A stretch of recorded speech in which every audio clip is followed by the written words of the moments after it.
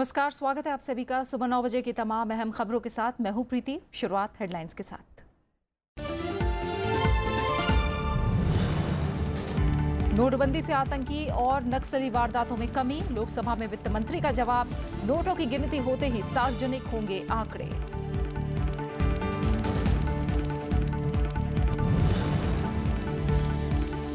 मौद्रिक नीति समिति की मुंबई में बैठक, ब्याज दरों में कटौती की आस, रिकॉर्ड ऊंचाई पर शेयर बाजार।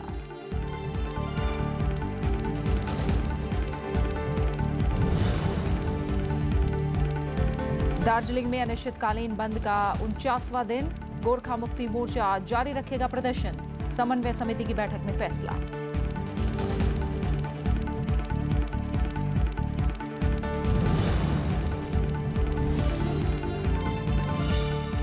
पश्चिम बंगाल में पिछले 24 घंटे में बाढ़ से 7 और लोगों की मौत, उत्तराखंड में भारी बारिश का अलर्ट, प्रधानमंत्री का पूर्वोत्तर के लिए 2350 करोड़ रुपए मदद का ऐलान।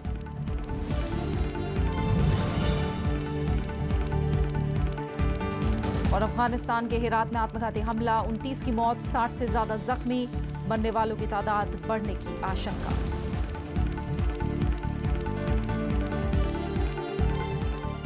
वित्त मंत्री अरुण जेटली का कहना है कि नोटबंदी से आतंकवाद और नक्सलवाद पर नकेल कसने में मदद मिली है।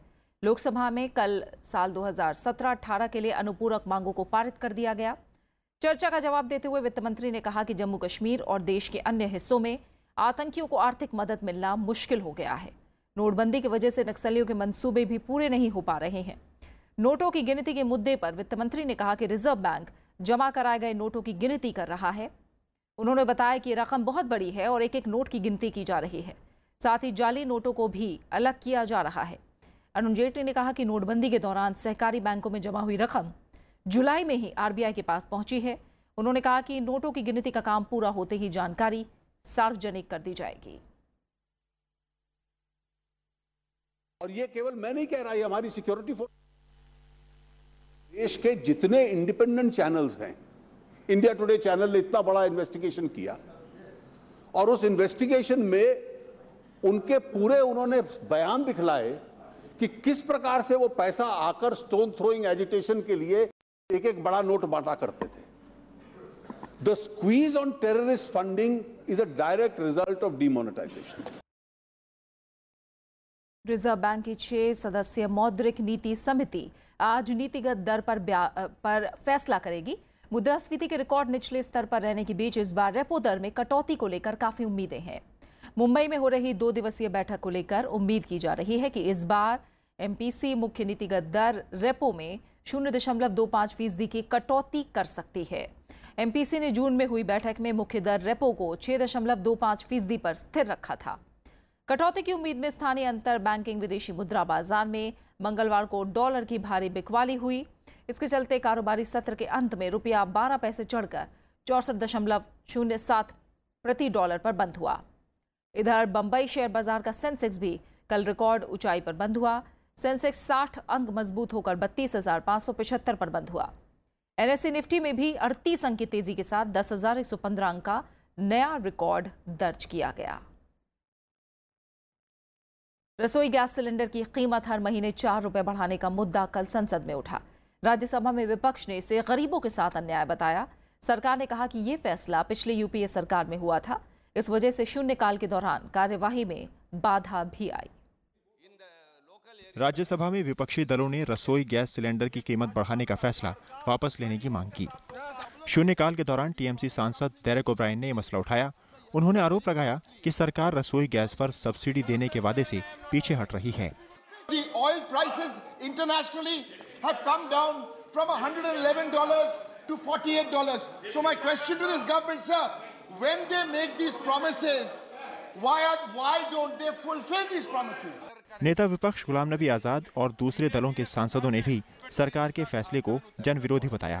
सस्ते दामों पर आपको क्रूड ऑयल और गैस मिलता है और उसके बाद इतने टैक्सेस लगाते हैं, गरीब की कमर। Okay, now crores of people have voluntarily given up their buying of gas cylinders and the subsidy, and that is being transferred to the poor. And now you are charging 4 rupees per month every month, and that will go. and you are burdening the poor. Petroleum के पदार्थों में दुनिया में इतना कम हो गया, यहाँ बढ़ता जा रहा है। सब्सिडी आप पूरी 2 साल में खत्म कर देंगे गरीबों की। बाहर अनाउंस किया, ये बिल्कुल ही गलत परंपरा है। इतना बड़ा बोझ जनता पे डालने के बाद बाहर डालेंगे आप, ये तेल के ऊपर सरकार चलाएंगे क्या आप? पेट्रोलियम मंत्री धर्मेंद्र प्रधान ने विपक्ष के आरोप खारिज किए। उन्होंने कहा कि ये फैसला यूपीए सरकार के दौरान जून 2010 में हुआ था। कांग्रेस की निर्णय उन दिनों में यूपीए सरकार की निर्णय हमारे सामने है। उसी निर्णय में उन्होंने 35 रुपया एक मुफ्त में उठाए थे, बढ़ाए थे। जब नरेंद्र मोदी जी की सरकार बनी, देश में 14 करोड़ एलपीजी ग्राहक थे, जो आज बढ़कर 21 करोड़ हुए हैं। लोकसभा में कांग्रेस, टीएमसी और सीपीएम समेत अन्य दलों ने सरकार को घेरा। विपक्ष का आरोप था कि जब कच्चे तेल के दाम कम हैं, तो दाम बढ़ाने की क्या जरूरत है। इस मसले पर विपक्ष ने वॉकआउट भी किया। Crude oil price has come down drastically. What justification has the government for doing these things? Therefore, it's actually against the common people. So the government should withdraw it immediately. Gradually, the abolition of the total subsidy will cost tremendously, causing difficulties to the common people of the country. Yes. And we protest this initiative of the government. This government is imposing burden upon the people, withdrawing the entire subsidy without informing the people of this country. So I need and I urge upon the government to withdraw the order with immediate effect. Petroleum मंत्री धर्मेंद्र प्रधान ने सोमवार को लोकसभा में ये जानकारी दी थी। उन्होंने बताया था कि जुलाई से अगस्त तक हर महीने सब्सिडी वाले रसोई गैस सिलेंडर की कीमत 4 रुपए महीना बढ़ाने का फैसला किया गया है। अभी हर परिवार को 1 साल में सब्सिडी वाले 12 सिलेंडर मिलते हैं। कृति मिश्रा के साथ रविंद्र सिंह चौरान, राज्यसभा टीवी। विपक्ष ने राज्यसभा चुनाव में नोटा के इस्तेमाल पर मंगलवार को सदन में विरोध जताया। विपक्षी सांसदों ने चुनाव आयोग के कदम की संवैधानिक वैधता पर सवाल उठाए। इस पर सरकार ने कहा कि सुप्रीम कोर्ट के एक फैसले में नोटा का प्रावधान करने के लिए कहा गया है। प्रश्नकाल की शुरुआत होते ही कांग्रेस सांसद आनंद शर्मा ने राज्यसभा चुनावों में विधायकों को नोटा का विकल्प देने का मुद्दा उठाया। उन्होंने कहा कि यह फैसला संविधान या कानून में संशोधन के बिना चुनाव आयोग के निर्देश पर लिया गया है। नेता विपक्ष गुलाम नबी आजाद ने इसे गंभीर मसला बताया। The decision has been made without amending the constitution or the law that the nota option will be available to the MLAs in the election as per the directions of the ECI. How can this be done? Sir, it vitiates the election. Constitution has not been amended. Representation of People Act has not been amended. Nota has been introduced. Supreme Court cannot, unless and until the Constitution is amended, this is the Council of States. ये बड़ा बहुत ही serious है। ये पूरे देश के लिए भी नहीं है, ये सिर्फ गुजरात के लिए ही है। आप गुजरात का, हिंदुस्तान का कॉन्स्टिट्यूशन अलग हो और देश का अलग बन गया। बीएसपी सांसद सतीश चंद्र मिश्रा और समाजवादी पार्टी सांसद रामगोपाल यादव ने चुनाव आयोग के फैसले की कानूनी वैधता पर सवाल उठाए। This has to be, and it's about this house. So therefore, it has to be considered. Election Commission, if issues an executive order under 324, which is unconstitutional against 10th schedule, it cannot go beyond 10th schedule. क्या ये government का कोई देखिए, all candidates are the same. Procedure is the same. चुनाव अवैध हो जाए। नेता सदन ने चुनाव आयोग के फैसले को सुप्रीम कोर्ट के फैसले के अनुरूप बताया। Is that there was a judgment of the Supreme Court which provided for a nota option. The judgment came several years before this government came to power.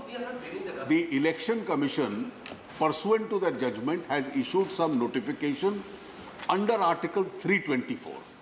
Article 324 covers all elections in this country. सभापति मोहम्मद हामिद अंसारी ने सदन को भरोसा दिलाया कि इस मामले की जांच की जाएगी। उन्होंने सदस्यों से सदन की कार्यवाही सुचारू रखने की अपील की। If it relates to any default or any aspect which involves the Rajya Sabha, then we will look into it. That's all. It involves directly. How is nota option? Okay, a point has been raised. It will be examined. That's all. विपक्ष इन आश्वासनों से संतुष्ट नहीं हुआ। लगातार विरोध के बीच सदन की कार्यवाही पहले 10 मिनट के लिए और फिर 2 बजे तक के लिए स्थगित कर दी गई। कृति मिश्रा, राज्यसभा टीवी। निःशुल्क और अनिवार्य बाल शिक्षा का अधिकार संशोधन विधेयक राज्यसभा से पारित हो गया है। चर्चा का जवाब देते हुए मानव संसाधन विकास मंत्री प्रकाश जावड़ेकर ने सांसदों को भरोसा दिलाया कि बिल के जरिए शिक्षकों को न सिर्फ प्रशिक्षित किया जाएगा बल्कि सरकारी स्कूलों के प्रदर्शन में सुधार लाया जाएगा। देश में इस वक्त प्राथमिक स्तर के सरकारी और निजी स्कूलों के 7.5 लाख शिक्षक प्रशिक्षित नहीं हैं। बिल में प्रावधान है कि अब 2019 तक प्रशिक्षण हासिल करना होगा। विधेयक को लोकसभा की मंजूरी पहले ही मिल चुकी है। बीजेपी अध्यक्ष अमित शाह ने राज्यसभा में सोमवार को कई बीजेपी सांसदों के गैर हाजिर रहने को गंभीरता से लिया है। कल बीजेपी संसदीय दल की बैठक में उन्होंने ऐसा फिर नहीं करने की चेतावनी दी। अमित शाह ने पार्टी सांसदों से दोनों सदनों में मौजूद रहने के लिए कहा है। दरअसल सोमवार को राज्यसभा में अन्य पिछड़ा वर्ग से जुड़े संविधान संशोधन बिल पर विपक्ष का एक संशोधन सामान्य बहुमत से हो गया था। जो सदस्य अनुपस्थित रहे इसके बारे में माननीय अध्यक्ष ने कहा हम गंभीरता से लिया है। जो गैर हाजिर सदस्य थे उनसे बात करेंगे, ऐसे उन्होंने कहा। कांग्रेस उपाध्यक्ष राहुल गांधी ने कल लखनऊ में अमेठी के किसानों से मुलाकात की। इन किसानों की जमीन राष्ट्रीय राजमार्ग को चौड़ा करने के लिए अधिग्रहित की गई है। बाद में राहुल गांधी ने भारतीय राष्ट्रीय राजमार्ग प्राधिकरण यानी NHAI के अधिकारियों से भी मुलाकात की। जगदीशपुर ब्लॉक के कठोरा ग्राम सभा में सड़क चौड़ा करने का काम हो रहा है। किसानों का आरोप है कि काम 1 साल से जारी है, लेकिन 3 दिन पहले NHAI ने उनके घरों को गिराना शुरू कर दिया। किसानों ने अब तक मुआवजा नहीं मिलने का भी आरोप लगाया है।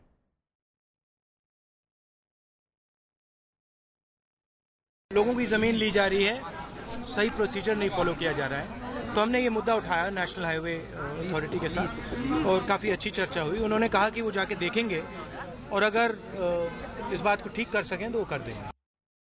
भारतीय सेना को जम्मू कश्मीर में बड़ी कामयाबी मिली है। कल पुलवामा में सुरक्षा बलों ने मुठभेड़ में लश्कर के कमांडर और 10 लाख के नामी अबू दुजाना को मार गिराया। इसके अलावा एक और आतंकी आरिफ ललहारी भी मारा गया है। वहीं पत्थरबाजी कर रहे लोगों पर सुरक्षा बलों की फायरिंग में एक शख्स की मौत हो गई और कई लोग घायल हुए। सुरक्षा बलों को पुलवामा के हाकरीपोरा गांव में लश्कर के कमांडर अबू दुजाना और दूसरे आतंकियों के छिपे होने की पुख्ता खबर मिली। इसके बाद मंगलवार तड़के इलाके की घेराबंदी की गई। आतंकियों ने फायरिंग शुरू कर दी। जवाबी कार्रवाई में दोनों आतंकी मारे गए।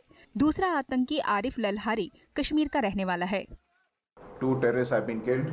This includes Abu Dujana, the Lashkar-e-Toiba chief for Kashmir, a category A++ terrorist. The leadership of Lashkar-e-Toiba has been affected, and we of course will now keep hunting for the other leaders in this area, and our aim is to keep clearing them out as soon as possible. Pakistani नागरिक अबू दुजाना घाटी में लश्कर का शीर्ष commander था। उस पर 10 लाख का इनाम था। वो सुरक्षा बलों पर हमले समेत कई आतंकी घटनाओं में शामिल था। सुरक्षा बलों ने पहले भी कई बार उसकी घेराबंदी की थी, लेकिन वो चकमा देने में कामयाब हो गया था। मौके से मिले उसके फोन से उसकी लोकेशन और मूवमेंट का पता चल गया। We had information about presence of 2 LET terrorists in Hakripura village, Pulwama, and the JNK police and security forces together cordoned the house, and the inmates were asked to come out, and the encounter has started. Operation के दौरान स्थानीय लोगों ने सुरक्षा बलों पर पत्थरबाजी की। हालात पर काबू पाने के लिए आंसू गैस के गोले छोड़े गए और फायरिंग की गई। इसमें एक शख्स की मौत हो गई और कई लोग घायल हो गए। IG मुनीर खान ने कहा है कि आतंक के खात्मे के लिए अभियान जारी रहेगा। Pelting or no pelting, disruptions or no disruptions, the operations will go on. Whenever we get information of militants, armed militants rather, in a house or in any area, the operations are to be launched. Burhan Wani के case से सबक लेते हुए इस बार encounter के बाद कश्मीर घाटी में इंटरनेट सेवा बंद कर दी गई है, जिससे अफवाह और प्रदर्शन से बचा जा सके। Bureau report, Rajya Sabha TV. खबरें जारी हैं, लौट रहे हैं एक छोटे से ब्रेक के बाद।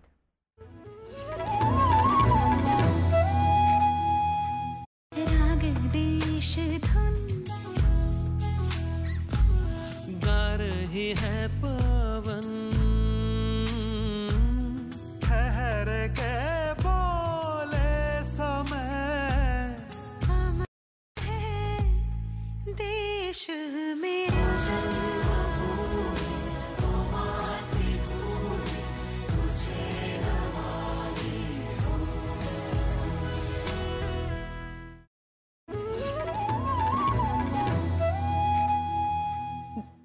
गोरखालैंड को अलग राज्य बनाने की मांग को लेकर बंगाल के दार्जिलिंग में बंद और प्रदर्शनों का सिलसिला अभी जारी रहेगा। मंगलवार को दिल्ली में हुई गोरखालैंड आंदोलन समन्वय समिति की बैठक में इस बारे में फैसला लिया गया। बैठक में शामिल गोरखा जनमुक्ति मोर्चा समेत पहाड़ी इलाके की सभी क्षेत्रीय पार्टियों के नेताओं ने फैसले पर सहमति जताई है। ये बैठक तकरीबन 5 घंटे तक चली। बैठक में आंदोलन को तेज करने और देश भर में इसके बारे में जागरूकता फैलाने को लेकर चर्चा हुई। समन्वय समिति के अध्यक्ष कल्याण देवान ने बताया कि गोरखालैंड की मांग पर समर्थन के लिए समिति के सदस्य सांसदों से भी संपर्क करेंगे। समिति ने केंद्र सरकार को गोरखालैंड राज्य की मांग पर रुख साफ करने और दखल के लिए 8 अगस्त तक का अल्टीमेटम भी दिया हुआ है। दार्जिलिंग में गोरखालैंड की मांग को लेकर जारी अनिश्चितकालीन बंद का आज 49वां दिन है। रोजमर्रा की जरूरतें पूरी नहीं हो पाने की वजह से दार्जिलिंग और आसपास के इलाकों में भारी किल्लत बनी हुई है। असम के कोकराझार जिले में all Bodo minority students union के अध्यक्ष लफीकुल इस्लाम अहमद की कल हत्या कर दी गई। पुलिस के मुताबिक अहमद मंगलवार को कुछ सामान लेने के लिए तितागुरी बाजार गए थे, तभी बाइक सवार हमलावरों ने AK-47 राइफल से हमला कर दिया। अहमद की मौके पर ही मौत हो गई। गोलीबारी में एक स्थानीय दुकानदार भी घायल हुआ है। घटना के बाद कोकराझार और निचले असम के आसपास के जिलों में तनाव पैदा हो गया। कुछ जगहों से प्रदर्शन की भी खबरें हैं। हत्या के विरोध में MSU के छात्र सदस्यों ने बेमियादी बंद का आह्वान किया है और अपराधियों की तुरंत गिरफ्तारी की मांग की है। पुलिस ने अज्ञात हमलावरों के खिलाफ मामला दर्ज करके छानबीन शुरू कर दी है। निचले असम के सभी जिलों की सुरक्षा बढ़ा दी गई है। मुख्यमंत्री सर्बानंद सोनोवाल ने घटना की निंदा करते हुए पुलिस महानिदेशक को मौजूदा स्थिति की समीक्षा करने के लिए कहा है। बाढ़ की मार झेल रहे पूर्वोत्तर राज्यों के हालात का जायजा लेने के लिए प्रधानमंत्री कल असम पहुंचे। उन्होंने मुख्यमंत्रियों और अधिकारियों के साथ बैठक करके हालात की जानकारी ली। प्रधानमंत्री ने पूर्वोत्तर राज्यों के लिए 2350 करोड़ रुपए की मदद का ऐलान किया है। प्रधानमंत्री नरेंद्र मोदी ने मंगलवार को बाढ़ पीड़ित पूर्वोत्तर में हालात का जायजा लिया। उन्होंने गुवाहाटी में मुख्यमंत्री और अधिकारियों के साथ बैठक की। अधिकारियों ने उन्हें बाढ़ से हुए नुकसान की जानकारी दी। प्रधानमंत्री ने पूर्वोत्तर राज्यों को 2350 करोड़ रुपए की मदद देने का ऐलान किया है। इनमें 2000 करोड़ रुपए राहत और बचाव के लिए हैं। इनमें से 250 करोड़ रुपए तुरंत जारी किए गए हैं। ये रकम जून में दी गई 300 करोड़ रुपए की रकम के अतिरिक्त है।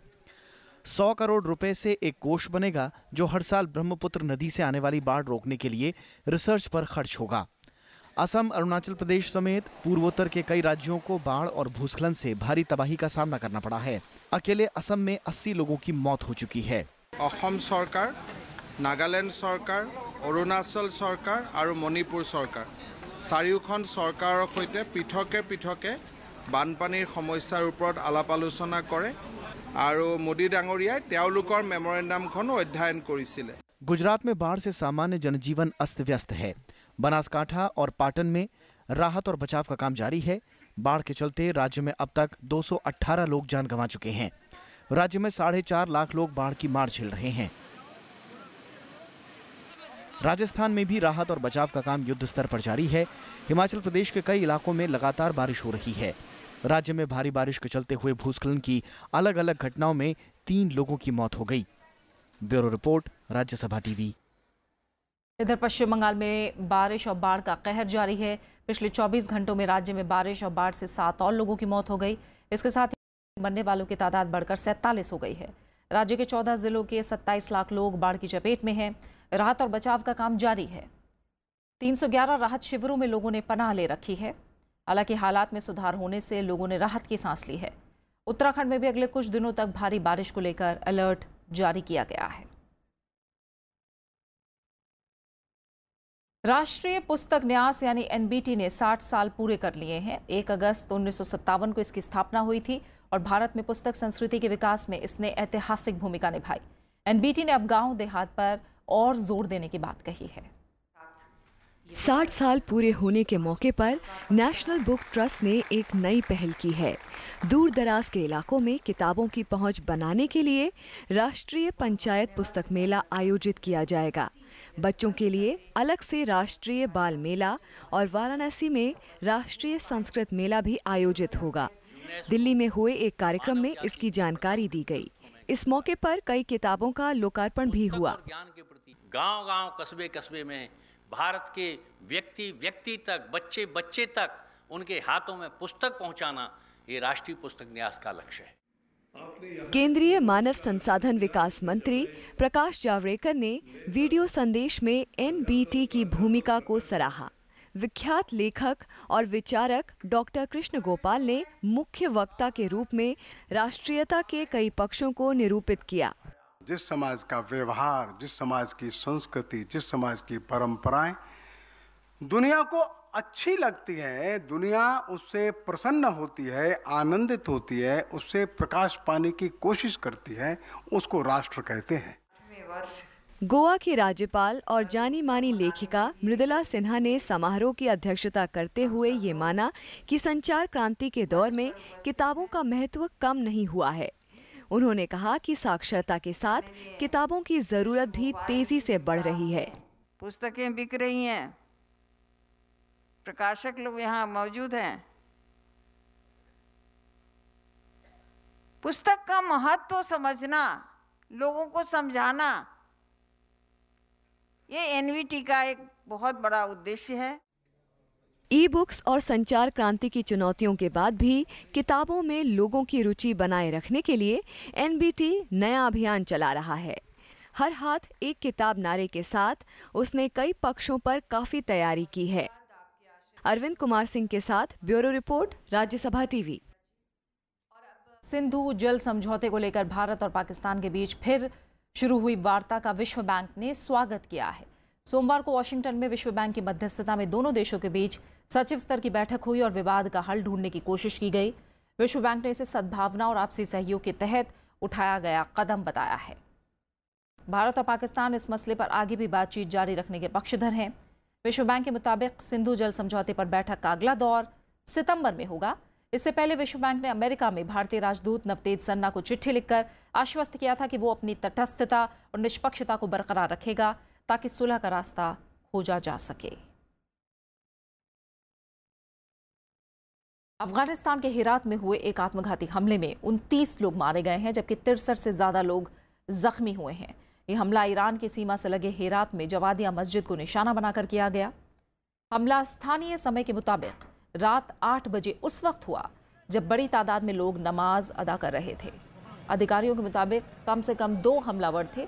इनमें से एक आत्मघाती हमलावर था। हमलावर ने पहले नमाज पढ़ रहे लोगों पर गोलियां चलानी शुरू कर दी। इसके बाद उसने खुद को विस्फोटकों से उड़ा लिया। हेरात में अल्पसंख्यक शिया समुदाय पर पहले भी हमले होते रहे हैं। अस्पताल प्रशासन के मुताबिक जख्मी कई लोगों की हालत गंभीर बनी हुई है। अब तक किसी भी संगठन ने हमले की जिम्मेदारी नहीं ली है। पहले आईएस आतंकियों ने इराक के दूतावास को निशाना बनाकर हमला किया था।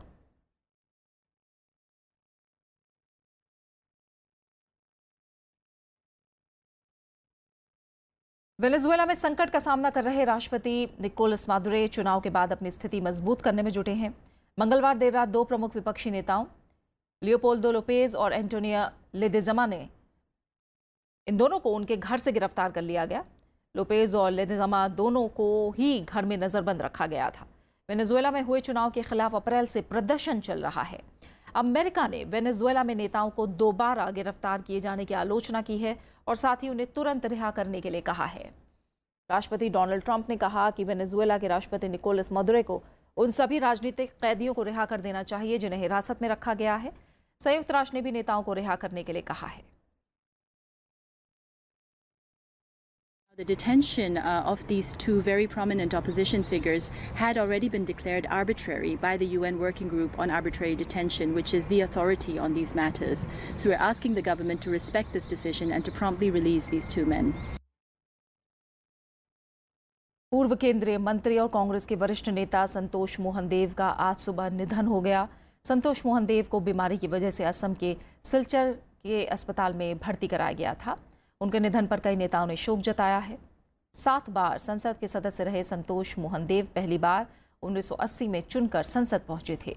1986 से 1988 में वो पूर्व प्रधानमंत्री राजीव गांधी की सरकार में केंद्रीय पर्यटन और संचार राज्य मंत्री थे।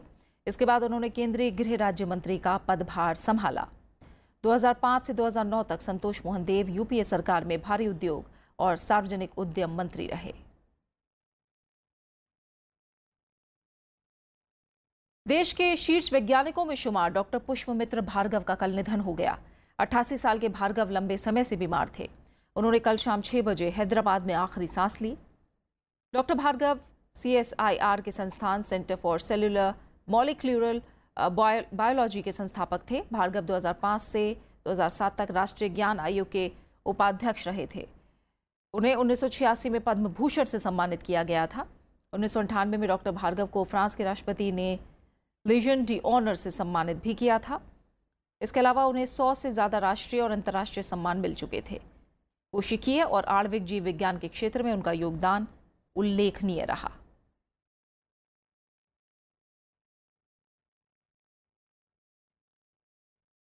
खेल की दुनिया से खबर है। BCCI ने टीम इंडिया के इस साल की घरेलू कार्यक्रम की घोषणा कर दी है।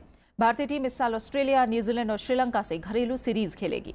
मंगलवार को कोलकाता में हुई BCCI की कार्यक्रम समिति की बैठक के बाद इस बारे में जानकारी दी गई। टीम इंडिया का घरेलू सत्र सितंबर से शुरू हो रहा है, जो दिसंबर तक चलेगा। इस बीच कुल 23 मुकाबले खेले जाएंगे। शुरुआत में टीम इंडिया ऑस्ट्रेलिया के खिलाफ 5 वनडे मैच की सीरीज खेलेगा। इस सीरीज के मैच चेन्नई, बेंगलुरु, नागपुर, इंदौर और कोलकाता में खेले जाएंगे। हैदराबाद, रांची और गुवाहाटी में ऑस्ट्रेलिया के साथ 3 T20 अंतर्राष्ट्रीय मुकाबले भी होंगे। अक्टूबर के बीच में न्यूजीलैंड की टीम भारतीय दौरे पर आएगी। दोनों टीमों के बीच 3 वनडे मैचों की सीरीज खेली जाएगी, जो पुणे, मुंबई और कानपुर में होंगे। इसके अलावा दिल्ली, कटक और राजकोट में 3 T20 मैचों की सीरीज भी होगी। साल के आखिर में भारत और श्रीलंका के बीच सीरीज खेली जाएगी। नवंबर-दिसंबर में भारतीय टीम श्रीलंका के खिलाफ कोलकाता, नागपुर और दिल्ली में 3 टेस्ट मैच खेलेगी। धर्मशाला, मोहाली और विशाखापट्टनम में 3 एक दिवसीय मुकाबले भी होंगे। भारत और श्रीलंका 3 T20 मैच भी खेलेंगे। फिलहाल भारतीय टीम श्रीलंका दौरे पर है, जहां 3 टेस्ट, 5 वनडे और 1 T20 मैच खेला जाना है। भारतीय टीम टेस्ट सीरीज के पहले मैच में श्रीलंका को हराकर 1-0 से आगे है। सीरीज का दूसरा टेस्ट कल से कोलंबो में खेला जाएगा। Bureau report, Rajya Sabha TV. और अब आखिर में हेडलाइंस। नोटबंदी से आतंकी और नक्सली वारदातों में कमी, लोकसभा में वित्त मंत्री का जवाब। नोटों की गिनती होते ही सार्वजनिक होंगे आंकड़े।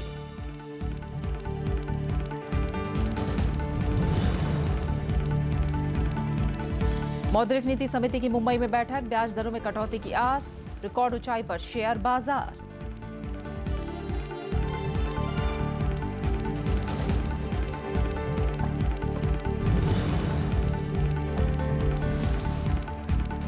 दार्जिलिंग में अनिश्चितकालीन बंद का 49वां दिन, गोरखा मुक्ति मोर्चा जारी रखेगा प्रदर्शन, समन्वय समिति की बैठक में फैसला।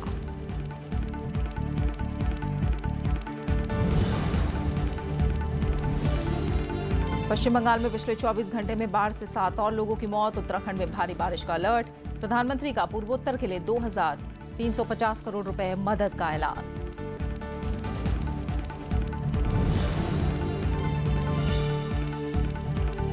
अफगानिस्तान के हेरात में आत्मघाती हमला, 29 की मौत, 60 से ज्यादा जख्मी, मरने वालों की तादाद बढ़ने की आशंका। और फिलहाल सुबह 9 बजे की खबरों में मेरे साथ इतना ही। आगे देखिए ग्राउंड रिपोर्ट। नमस्कार।